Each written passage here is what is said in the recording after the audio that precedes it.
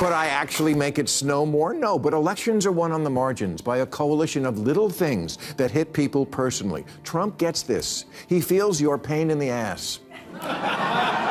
Kamala ran on democracy, which is the most important issue. But without the political skill to sell it, it added up to nothing. Meanwhile, Trump was running on, I'll make the poop go down. He never shut up about bad shower pressure, shitty light bulbs, and low-flow toilets. And then he pardoned Lil Wayne, and pardoned Kodak Black, and the CEO of Jay-Z's company, and the founder of Death Row Records, and the former mayor of Detroit. So it's not surprising that Kanye, and Wayne, and Chris Brown, and Amber Rose, and Snoop, and DaBaby all talked him up. That last one out of professional courtesy. Now, did he win the black vote? Not even close. But he doubled what he got in 2020, and in places like Philly, Detroit, and Milwaukee, that was the difference. And now he's going to do it with pot. Finally, he got around to me. BillMaher just dropped his latest verbal bomb on Kamala Harris. Savage, sharp, and hilarious. The lifelong Democrats' barrage comes hot on the heels of Harris's humiliating book launch just days ago. Fair warning, this episode is fiery enough to ignite headlines, so somebody better call the fire department. In the meantime, hit that subscribe button and let's dive in. I told you so. I've been telling Democrats for years the Republicans are going to steal pot from you as an issue, and now Trump says... We're looking at reclassification, and we'll make a determination. What'd you expect? He is the master at winning votes from small groups who are passionate about one issue, picking up a couple percent here, a couple there, until on election night it's YMCA. This is fascinating, especially coming from someone who's never voted for Trump. Here's the reality. Trump has mastered the art of rallying small but fiercely loyal groups of voters, and has done it with ruthless precision. Meanwhile, Democrats have spent the past 5 years stumbling, unable to truly connect with those same grassroots pockets of energy. Maher's statement doesn't just underscore Trump's sharp political instincts. It shines a spotlight on the glaring weakness of Kamala Harris's campaign. What should have been her moment to inspire and energize supporters instead became a tone-deaf performance that pushed more people away than it drew in. Maher, a lifelong Democrat, isn't just commenting. He's delivering a reality check that Trump's bottom-up momentum is exactly why he keeps shocking the establishment. Harris's campaign, on the other hand, is a textbook warning of what happens when you fail to read the room. While Democrats offer up high-minded intangibles like equity and saving the soul of America, Trump says, hey, waitress, how'd you like to pay no tax on those tips? Remember that? And everybody was like, why didn't we think of that?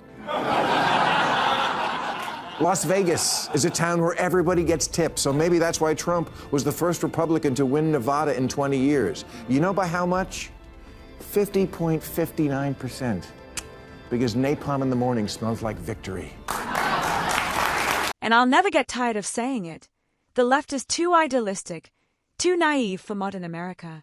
Their policies may sound inspiring in speeches, but they collapse under the weight of reality, empty promises dressed up as progress, often crafted to appease a loud minority instead of serving the silent majority. While Democrats obsess over gender pronouns, identity checklists, and feelings, everyday Americans are asking real questions.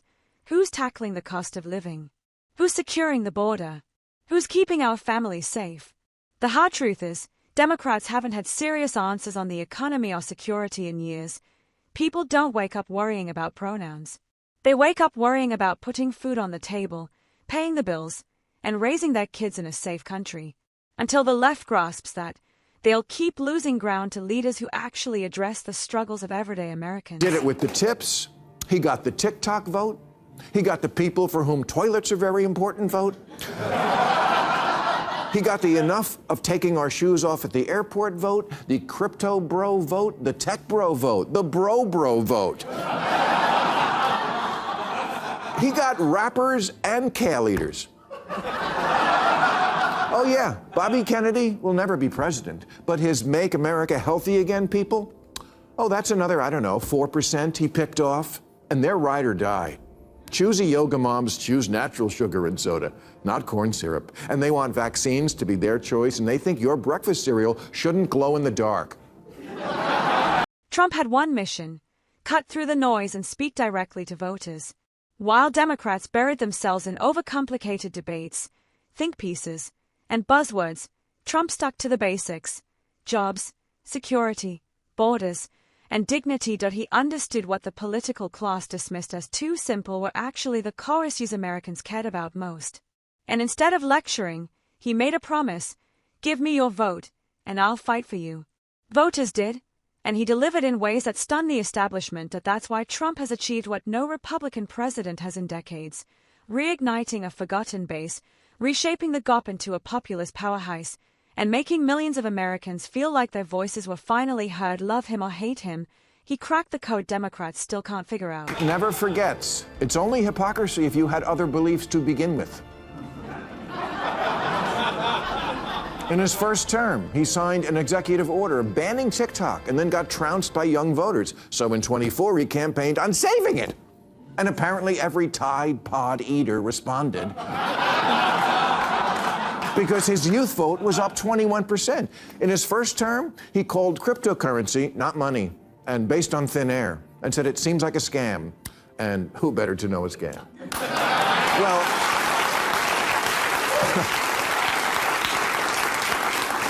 well, that was then.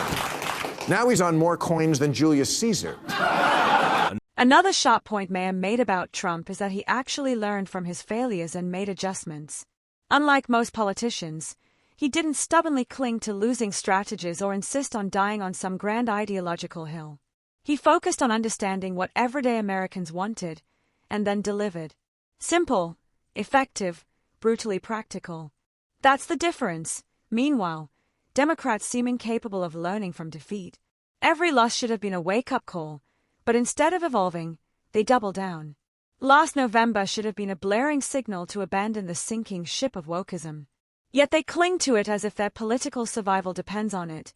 Instead of tackling bread-and-butter issues like jobs, inflation, and security, they obsess over identity politics and pronouns. Trump adapts and wins. Democrats repeat their mistakes and wonder why they keep losing. Became the crypto candidate as opposed to Biden, the crypt keeper candidate.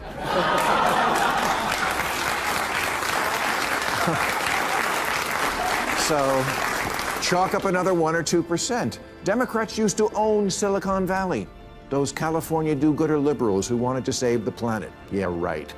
Trump came along and said, regulations? We don't need no stinking regulations. Not only did he win them over, in his second inauguration, they were all sitting up on the stage with him. There was an entire section that looked like the full range of the autism spectrum. Another major factor behind the Democrats' defeat was their obsession with drowning the country in endless regulations and suffocating bureaucracy. Under Biden, the red tape piled so high it strangled innovation before it had a chance to take off. Tech companies already struggling against global competition found themselves boxed in by layers of compliance, environmental hurdles, and tax burdens that discouraged risk-taking and slowed growth. Creativity doesn't thrive when every new idea has to crawl through Washington's maze of restrictions. Then came Trump, flipping the script. Instead of piling on rules, he promised simplification, cutting the clutter, streamlining processes, and unleashing industries to actually grow. For the tech sector, that meant room to breathe, innovate, and expand without the government acting as a permanent roadblock. The contrast couldn't have been clearer. Democrats choked progress with paperwork, while Trump offered a freer path that energized both business leaders and everyday workers. Could I actually make it snow more? No, but elections are won on the margins by a coalition of little things that hit people personally. Trump gets this. He feels your pain in the ass. Kamala ran on democracy, which is the most important issue. But without the political skill to sell it, it added up to nothing. Meanwhile, Trump was running on, I'll make the poop go down. He never shut up about bad shower pressure, shitty light bulbs, and low-flow toilets. Kamala Harris's infamous word salad moments have become a running joke, and for good reason. She lacks the political skill and communication finesse to sell the Democratic agenda, assuming there was a coherent one to begin with. Instead of inspiring confidence or rallying support, she often stumbled through rambling, disjointed sentences that left audiences more confused than convinced. And then came the cackles, those awkward, drawn-out bursts of laughter at the worst possible moments. Rather than sounding relatable or light-hearted, They grated on listeners and reinforced the perception that she was out of her depth, that a vice president is supposed to project clarity, confidence, and strength. Harris projected chaos, awkwardness, and nervous laughter. In the end, her communication failures became a symbol of a Democratic Party increasingly disconnected from the very people it claims to represent. Exactly ask not what your country can do for you, but for some little niche group, it was all that mattered. He's right. It shouldn't take 2 flushes to make my shit go away. That's my guy, YMCA. Trump's election victory was nothing short of a masterclass in political strategy, how to turn former hostility into raw, loyal support. It wasn't just about catchy slogans or jam-packed rallies. It was about convincing millions of Americans that he genuinely cared about them, their struggles, and their country. For decades, politics was dominated by elites who treated power like a personal bank account, hoarding wealth, cutting backroom deals, and bending the rules for themselves. Trump flipped that script. He showed people politics didn't have to be a swamp of self-interest. It could be about putting America first and serving the people who built it, agree with him or not. His rise revealed a brutal truth. Voters will rally behind the leader who makes them feel heard, respected, and fiercely defended. That's why his movement hasn't faded, and won't anytime soon. It doesn't make sense. He's a billionaire, from New York no less, and everything he sits on is gold. How could he possibly connect with the common man? And yet he keeps winning more of them. Trump got trounced by black voters in 2016, so he brought in some muscle from the West Coast, someone he knows black men love, Kim Kardashian.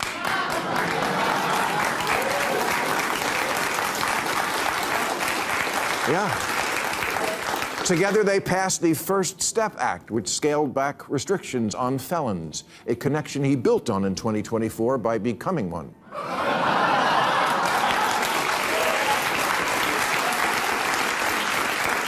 Trump pulled everyone he could into his corner to secure victory, blending strategy with showmanship that left Democrats flat-footed. One of his boldest moves was issuing high-profile pardons, most notably to Lil Wayne and other rappers who had faced incarceration. To the political class, it looked like a stunt. But to many everyday people, especially within the hip-hop community, it was proof that Trump wasn't afraid to shake things up and deliver results. The ripple effect was undeniable. Suddenly, he wasn't just the billionaire businessman from reality TV, he was a figure reaching into a culture most politicians only pretend to understand. That outreach earned him a slice of black voters, particularly younger ones and hip-hop fans who saw him as someone willing to act rather than just talk. It was unconventional politics. But it worked, and it rattled his opponents.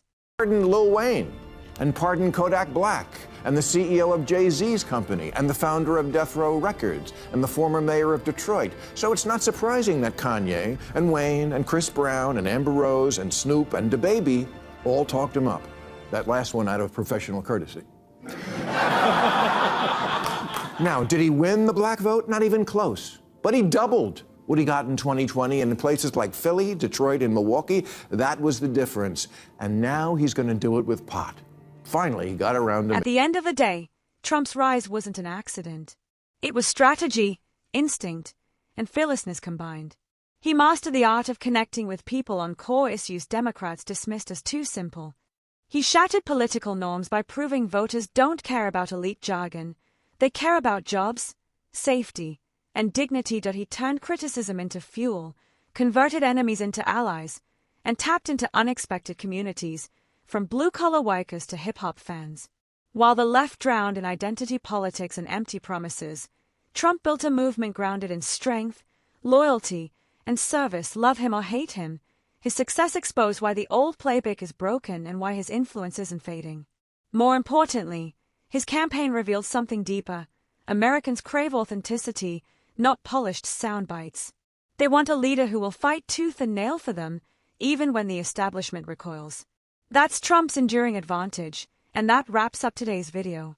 If you enjoyed it, make sure to hit the like button and subscribe for more content like this.